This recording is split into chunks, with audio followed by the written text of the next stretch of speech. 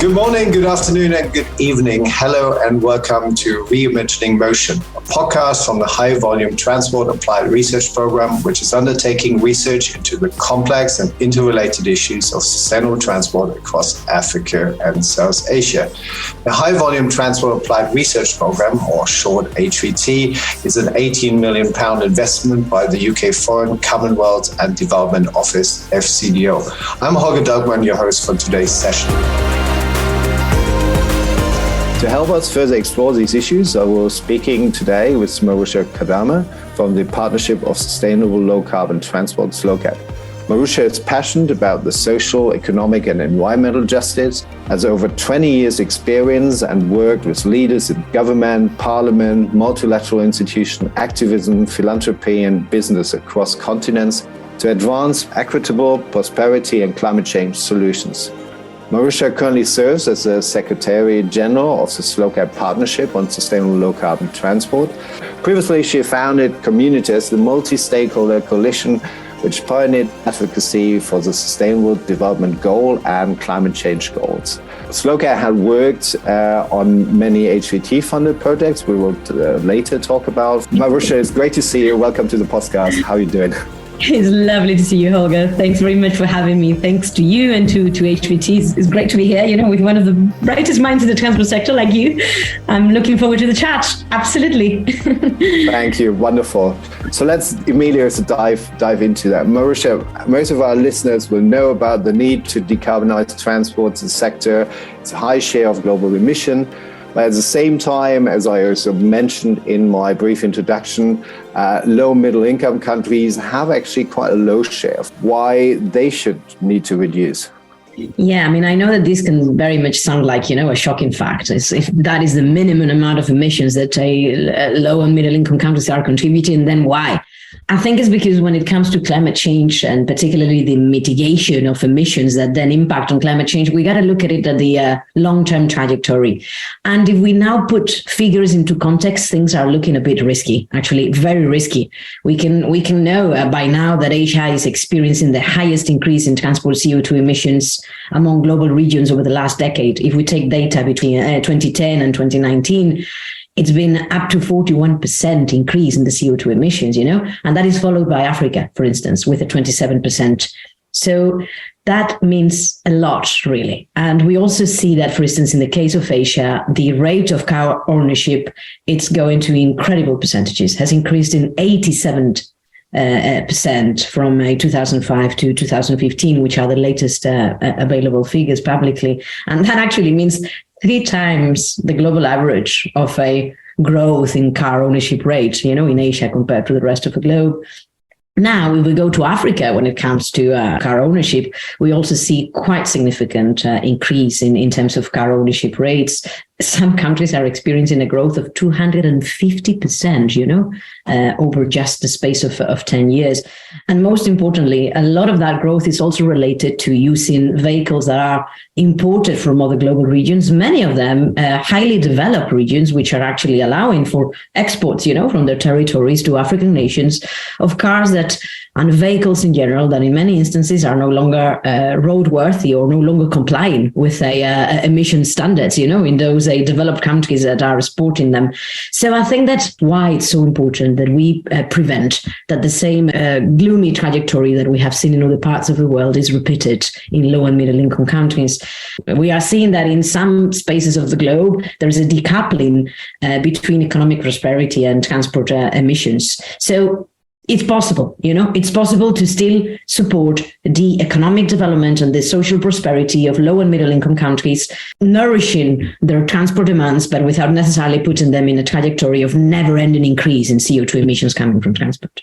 So, Maruxa, you talked about the risk of full motorization following the same pathway we have seen in our part, or the so-called developed part in the world. So what is a pathway for nations in Africa and Asia, which you feel it's also green as well as also inclusive? Well, it's a pathway by which you're not looking at transport just as a matter of moving things from A to B. It's a pathway by which we're looking at transport and mobility as a notion of access to social and economic services for people, to jobs, to leisure activities, to being integrated in our society and feeling that you belong to that community. And it's also a pathway that allows, nations, to develop by international trade, but not international trade that resides only on the most polluting modes of transport. Is therefore a pathway by which, let me put a big fancy topic here right now, it's a pathway that doesn't look just as electrification, that doesn't look just only at electrifying, vehicles in the so-called global south, but it's a pathway that also looks at what choices do we give people to move? How do we organize ever-sprawling cities in the global south in a way that people can actually rely on public transport, in a way that they can also walk safely and go on a road safely, with Holger, as we know, these at the end of the day is what in transport we call the avoid, shift and improve framework, isn't it? In which you have a hierarchy by which you're first going to try to guarantee access to mobility, but reducing the demand of kilometers that require a vehicle to actually make those movements.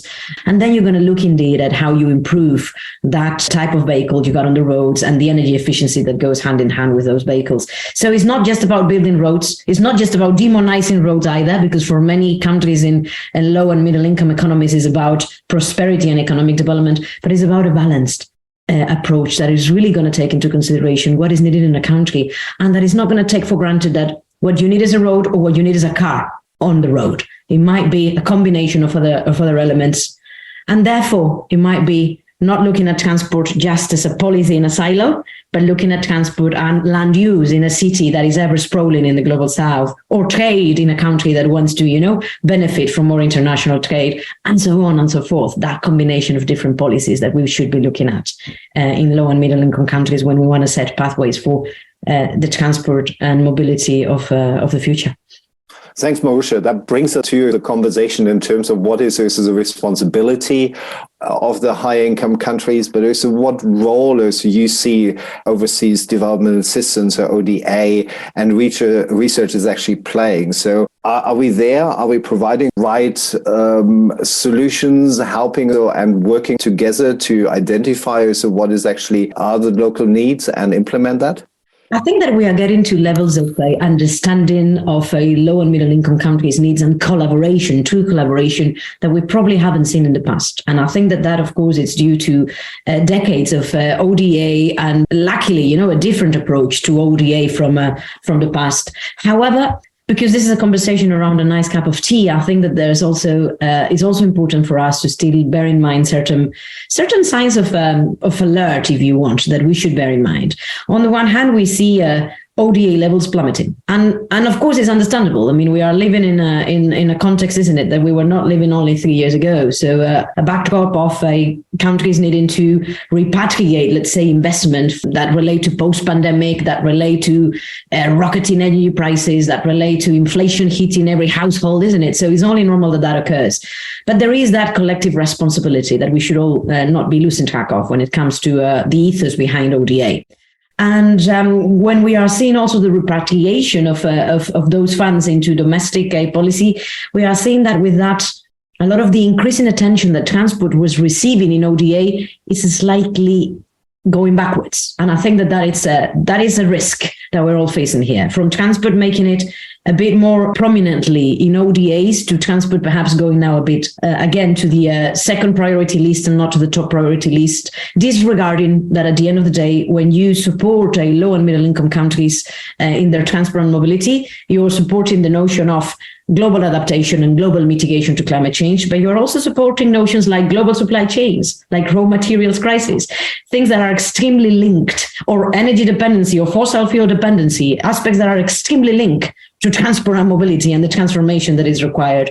And perhaps the other word of caution that I would go to, the attention for all of us practitioners of transport mobility with a keen interest on global south geographies is this notion of being courageous, going for measures that allow us to scale up impact, not just going for the small pilots, the more research or the small research and data compilation efforts, but going really for that scale that we have seen so dramatically lacking over decades in global south economies, and that therefore is not allowing us to really tackle the aspects that relate to systemic transformation, to really the profound transformations that are so much intertwined and that do create a compounded system of layers that then prevent us from changing the transport and mobility options of a citizen in a secondary city in Africa.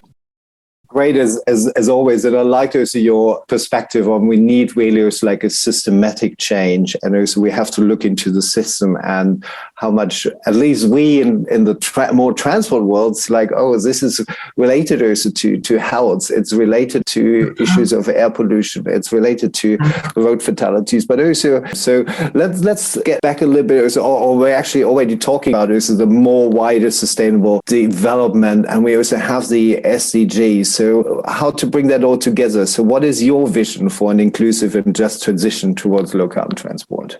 Holger, I think that you've already touched upon it, you were mentioning air pollution, you were mentioning health, it's very much about like the transformation of transport systems is about really addressing a series of interconnected challenges.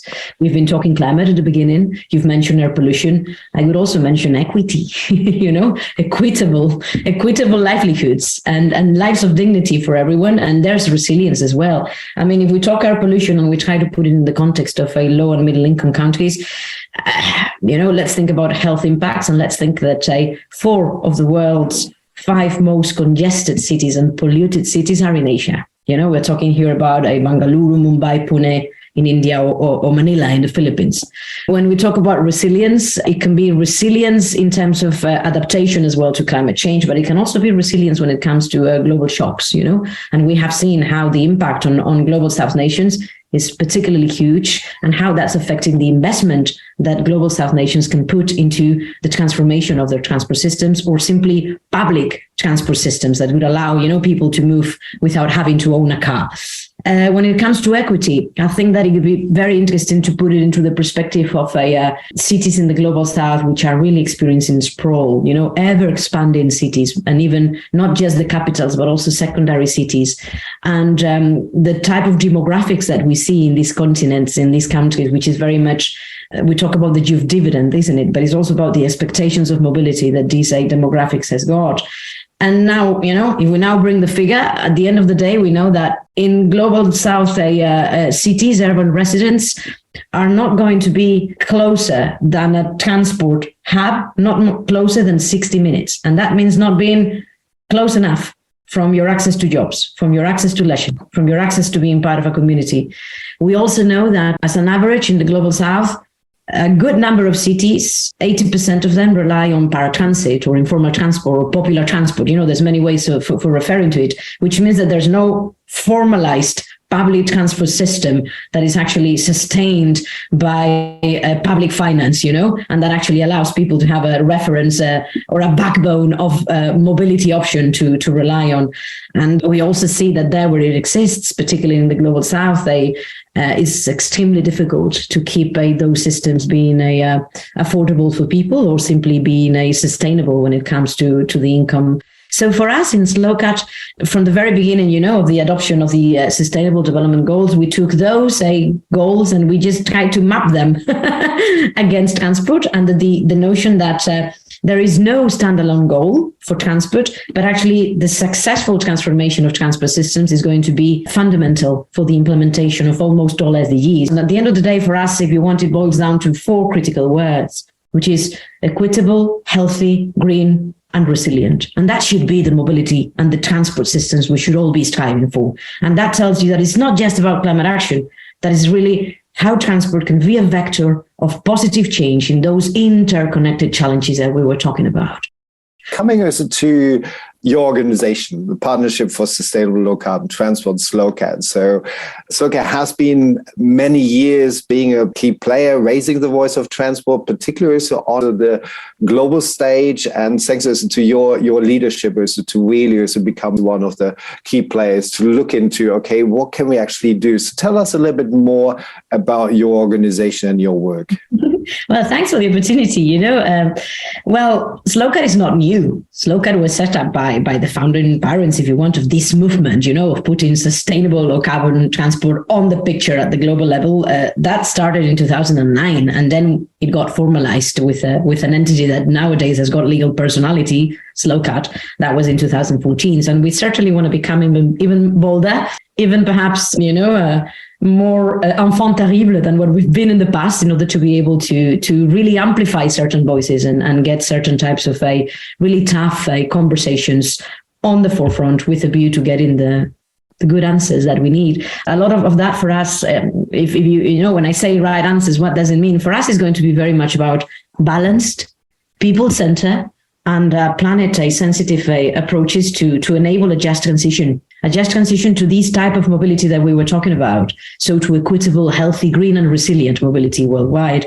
And our pledge continues in terms of trying to focus our dedicated efforts to global South impact. We know that the transport issues are not just the issues of one country or of one geography, but our heart and our commitment goes with global South realities, knowing that thanks to the efforts with HBT, that the perfect combination of dealing with a transport measures in a country is when you look at it from a bit of a top-down approach, because there is a national commitment to climate mitigation with a very specific target, and seeing how that connects to that national target and really supporting these different levels of government to come up with either sustainable urban mobility plans or nationwide, economy-wide transport strategies as well.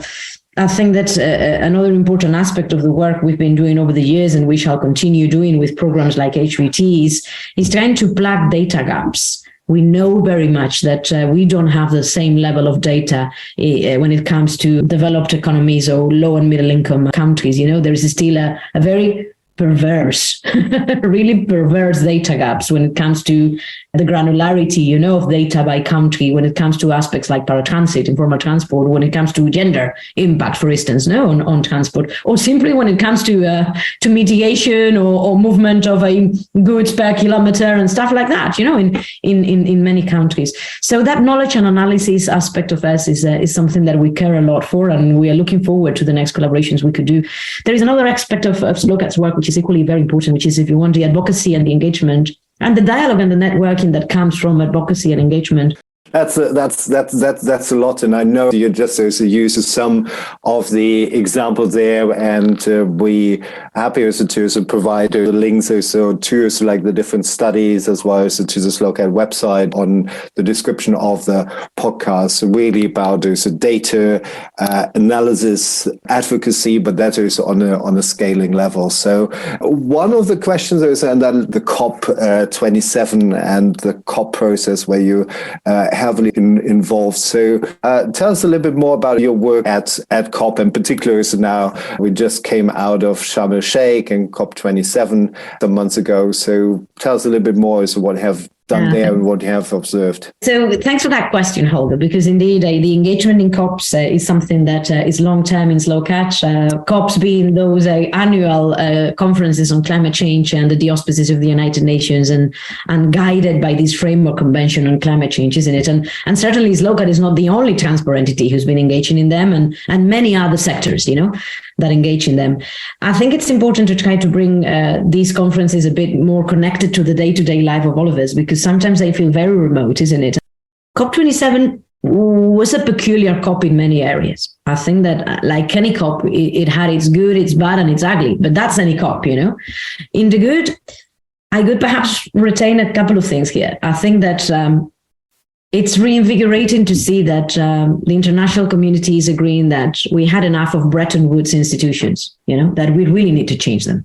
And a lot of the change, it's provoked by the agreement that they are not resulting in enough flow of climate funding going to global South countries, or they are not allowing actually low and middle income countries to be part of the governing structures either, you know, which is really a mistake from the past that should be overcome. Another good aspect I think that I could retain from COP, it's the emergence of these just energy transition partnerships, you know, and how they are really linking in many countries that do also require heavy transport transformations. I think that COP27 was also good in the sense that we could see a continuity of conversations around transport. By continuity, I mean that by now we have a sequence of presidencies, from the Polish presidency in COP Katowice to the Chilean presidency in COP Chile Madrid, to the COP Glasgow under the UK presidency, and now the COP27 in Sharm el-Sheikh under the Egyptian presidency. They've all had a thread of transport, which is again talking about how the conversations of transport are now really a given almost, in certain high-level spheres, which was not the case back in 2009 when SLOCAT was set up. Perhaps the brightest point about COP27 when it comes to transport has been a bit of a widening of the conversations. We were no longer talking electrification of private cars, but we were also talking public transport, and we were talking walking and cycling through these low transport urban sustainability initiative of the Egyptian presidency called Lotus. The bad, if you want, is that it was just a pledge when it comes to adaptation. And we have seen previous occasions in which mitigation pledges for international funds that could support low and middle income countries, so they are not taking the burden of transforming and mitigating in their economies alone. We have not seen that over decades, being met. So that's what I put it a bit as the bad. But it's time now to look at COP28. I don't know, Holger, if you would like us to talk a bit about well, probably before we go also to COP28, let's stay for a moment also, and we should draw a lot of attention also to the question of equity and really also the needs of the people who suffers most, in fact, from most of the impact of climate change. Do you think these expectations were met at COP? I mean, I'm probably not the best one to answer here. I would love to hear a colleague from one of these countries responding to that. But from where I stand and from my trajectory of engaging in COP, say, since 2010, I cannot really see that it was a particularly African COP. We were in Egypt. We certainly had a good number of African delegates, and that was extremely refreshing to see, But the conversations were not particularly tainted or to the level that one would have expected, by that. And of course, I mean, there is one outcome of COP27 that is of particular relevance to low and middle income countries and certainly to African nations, and is this pledge for these adaptation fund, So that really, I think, gives the African and the low and middle income color to the COP27 outcomes. But all in all, I think that perhaps the conversations did fall a bit short, and the attention given to certain details, perhaps, in my opinion, did fall a bit short of that African flavor that we were all so much looking forward to. And you mentioned for transport with first time more recognition by the presidency of modes of walking and cycling and public transport, and also in fact also informal mobility with the wonderful acronym of Lotus. What is your perspective? What needs to happen between now and Dubai, that there is not just nice words, but really like moving also towards action, moving towards its investment? Yeah, I mean, a lot needs to happen, but I think that if there is something very powerful about these annual climate change conferences, is that they really concentrate a lot of attention, and they really do sit, around the table, actors that do need to have a very specific conversations in order to change the needle. So yeah, let's stop here perhaps a moment, to talk about investment and what are the right type of conversations we need when it comes to investment in transport, and how therefore then COPs can elevate those conversations to action, and agreements for action.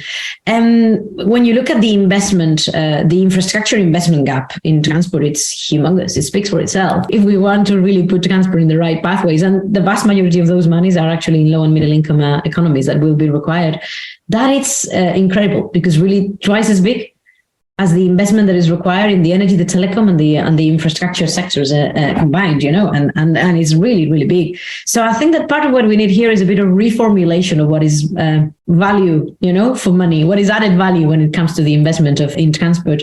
And I also wanted to have here a bit of a thought for private investment.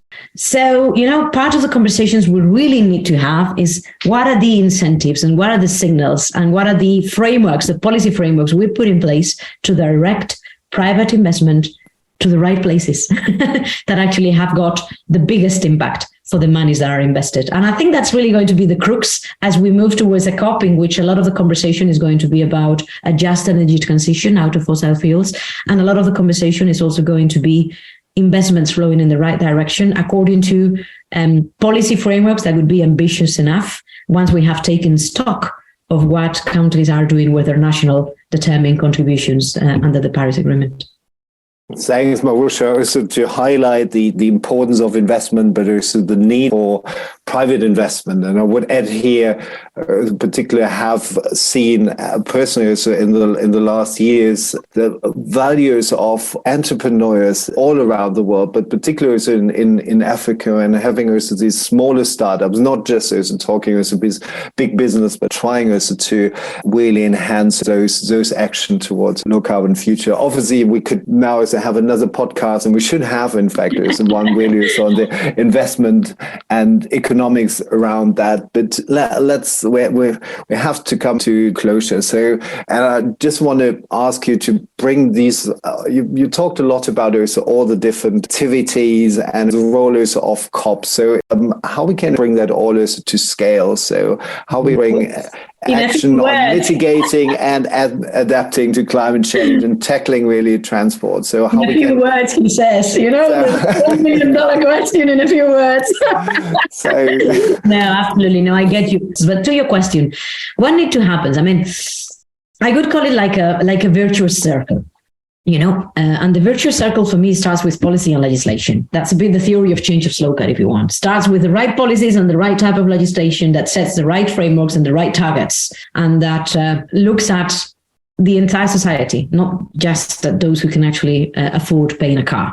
And if policy and legislation is in the right place, it means that we have the right types of policies in transport. We were talking about shift and improve framework, but it also means that we have other policies in other related sectors of government that will underpin these transformations. Land use, for instance, would be one. We would need that better coordination between land or use policies and transport policies to really get somewhere.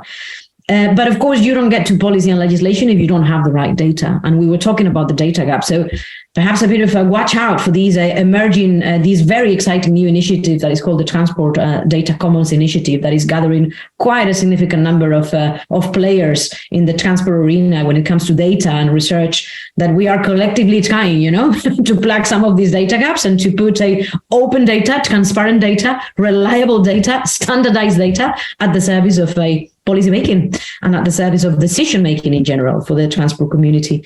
But of course, policy in itself is not enough if we don't look at the economics of transport. And here there's fossil fuel subsidies. Transport is very complex and can actually, unfortunately, hide a lot of vested interests when it comes to changing things, isn't it? It's something that we say very often, but in transport is essential, and it's tricky because it does mean from time to time moving slower than when we need, but actually moving together. And last but not least, I will have a word to the global community of transport change makers, as we like to talk about the global community that supports SLOCAT and that it's the essence of SLOCAT. Without a community that is coordinated, that speaks with a coordinated voice and impacts on change, and that is resilient perhaps to those other movements that are very heavily funded and that perhaps are a bit less prone to change, we're not going to get anywhere. So for me, it's that combination of policy and legislation, economics for transport, systems of governance at the global level and at the national and subnational, and then a global community, a community of change makers that actually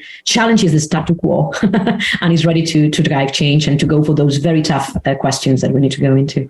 Thank you so much, and highlighting also the importance of the global community. You at SLOCAT are doing a wonderful job as facilitating that. And thank you so much for your time today. I hope also it was interesting also for the listeners, certainly also for me. And best of luck. Thank you very much. I had a great time as usual with you, Holger, when we have a chat. And thanks for HBT, really. Thanks a lot to the program for putting these kind of opportunities together, because, oftentimes we just have to speak in a bit more formal formats. And I think that these kind of chats are food for thought. So a big thanks, and see you around. Absolutely.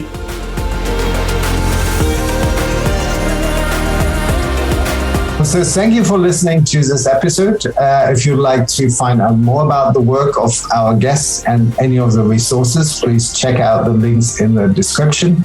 I also encourage you to listen to the other episodes in the series where we explore a variety of other topics related to climate change and transport. Also, you can leave us a rating, hopefully a good one, and a review. It really helps others find our podcast. If you'd like to learn more about the work of the High Volume Transport, you can check out our website at transport-links.com or follow us on Twitter at transport_links or on LinkedIn at High Volume Transport Applied Research Program. The High Volume Transport Applied Research Program, HVT, is an £18 million investment by the UK Foreign Commonwealth and Development Office, FCDO.